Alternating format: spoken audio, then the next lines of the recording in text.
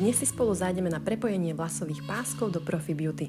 Keďže som prišla asi o 15 minút skôr, tak som sa zastavila dole v ich obchode, pretože mi pár vecí došlo. Napríklad tento šampón zelenej rady, prípravok na ochranu vlasov pre tepelnú úpravu a najlepší sucháč. A už sme v salóne. Teraz si už len vybrať teplý čaj, ktorý ma zahreje, zavolať si so svojou láskou. Dnes má na starosti slečna Nelča. No, nie je to žiadna hitparáda, ale práve preto som tu. Čas, kedy sa odstraňujú staré pásky, využívam na to, aby som odpísala na pár mailov a teraz už môžete vidieť, ako si užívam umývanie vlasov, ktoré nemusím robiť sama. Presne tento prípravok na tepelnú úpravu vláskov som si kúpila v obchode. Teraz už môžete vidieť fúkanie. Toto sú moje vlasy bez páskov a už začína proces lepenia nových. Bude to trvať tak 30 až 40 minút.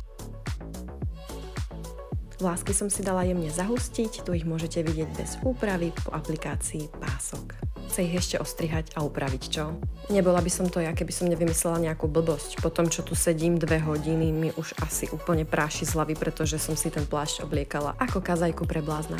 No nič, tak ideme na strihanie, mám z toho extrémnu radosť, vlasy mi dosť vypadávali, tak ich skrátime.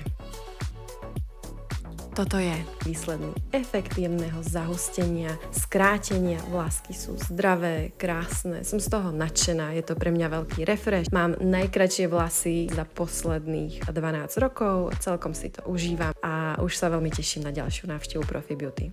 Skrátime to, predĺžime, ešte zahustíme, nechám to na aktuálnu náladu, tu nie je nič problém.